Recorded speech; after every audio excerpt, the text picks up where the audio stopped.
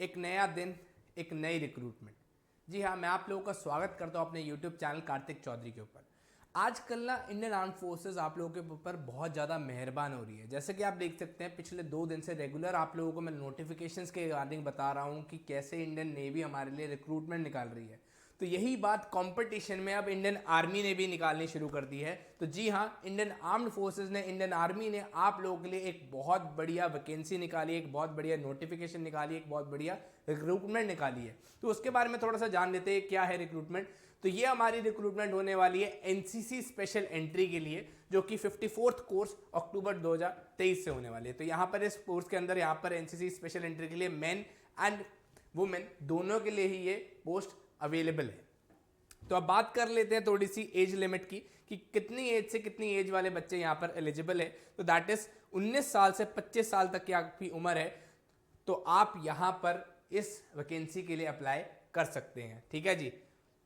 अब आगे बात कर लेते हैं थोड़ी सी कि भाई क्या क्वालिफिकेशन होनी चाहिए। दैट इज आपके पास एनसीसी सी सर्टिफिकेट होनी चाहिए और यूनिवर्सिटी के अंदर कम से कम आपके 50% तक मार्क्स होने चाहिए। ठीक है जी।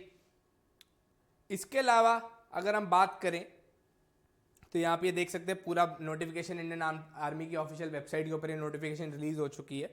ठीक है, सारे फाइनल ईयर स्टूडेंट्स भी यहाँ पर अप्लाई कर सकते हैं। ठीक है, इसके अलावा अगर हम बात करें तो बैटल कैजुअलिटीज वाले जो पर्सन है उनके लिए एलिजिबिलिटी अलग है, उनके लिए एजुकेशन क्वालिफिकेशन अलग है। तो यहाँ पर सारी चीज़ें मैंशनड है। अब वैकेंसीज की बात कर लेते हैं जो कि सबसे इंपॉर्टेंट है। दैट इज कि यहाँ पर मेंस के लिए, लड़कों के लिए मेंस के लिए कितनी वैकेंसीज अवेलेबल है। That is 50 vacancies in total. 50 vacancies बहुत बड़ी वैकेंसीज है। अभी इंडियन नेवी ने भी निकाली है, इंडियन आर्मी ने दोबारा उनको देखते हुए इंडियन आर्मी ने भी निकाली है एनसीसी स्पेशल एंट्री। यहाँ पर 50 सीटें मेंस के लिए अवेलेबल है, जिसके अंदर से 45 सीट्स जो है जनरल कैटेगरी के लिए एंड 5 जो है वार्ड्स ऑफ बैटल कैजुअलिटीज के जो बच्चे हैं उनके, बेसिकली आर्मी पर्सन जिनकी जो बैटल कैजुअलिटीज हो गई थी उनके जो बेटे हैं उनके लिए बेसिकली ये पोस्ट रिजर्व्ड है। ठीक है जी। Apart from that NCC women's के लिए यहाँ पर अगर हम बात करें तो उनकी वैकेंसीज कितनी है, 5 वैकेंसीज है, जिसके अंदर से 4 जो है जनरल कैटेगरी की है and 1 for wards of battle casualties of the army persons.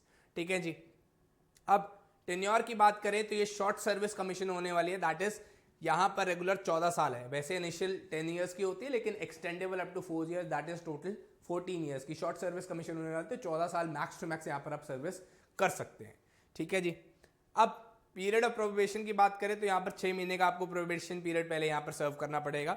ठीक है, यहाँ पे टर्मिनेशन भी हो सकती है आपकी, अगर यहाँ पर मिसकंडक्ट करते हैं आप, अगर मेडिकल अनफिट है या फिर आपका अनसाउंड माइंड के हैं या फिर आप ठीक तरीके से परफॉर्म नहीं करते अपनी ड्यूटीज़ को, इन केसेस के अंदर आपको यहाँ से निकाला भी जा सकता है।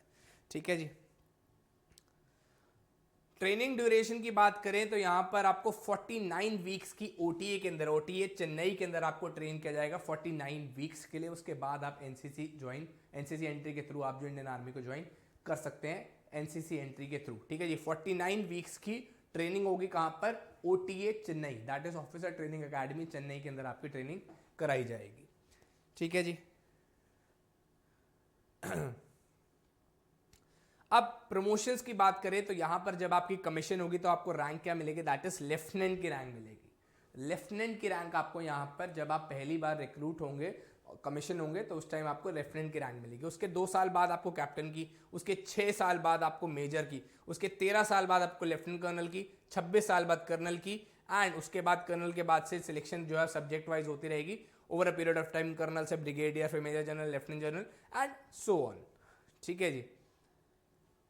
पे की बात करें, यहाँ पर पे स्केल जो है काफ़ी अच्छा पे स्केल आपको ऑफर करती है इंडियन आर्म फोर्सेज। यहाँ पर इंडियन आर्मी की बात करें तो यहाँ पर लेफ्टिनेंट की जो पे स्केल है दैट इज 56,100 टू 1,77,500 रुपीज़। ये आपको स्टार्टिंग पे मिलने वाली है, स्टार्टिंग सैलरी आपकी कमीशनिंग के ऊपर। Over a period of time captain की फिर 61,300 से 1,93,900 तक जाती है। फिर मेजर की जाती है 69,400 से 2,07,200 एंड फिर ऐसी लेफ्टिनेंट कर्नल की 1,21,200 टू 2,12,400। फिर कर्नल की 1,39,600 से 2,17,600 ब्रिगेडियर की होती है। फिर मेजर जनरल की होती है 1,44,200 टू 2,18,200। ऐसी लेफ्टिनेंट जनरल की जो होती है that is 1,82,200 to 2,24,100 and lieutenant general HAG+ scale की होती है 2,05,400 टू 2,24,400 एंड मैक्सिमम जो जाती है दैट इज COSS की कोर्स की दैट इज 2,50,000 रुपीज़, ये आपकी फिक्स्ड रहती है। ठीक है जी।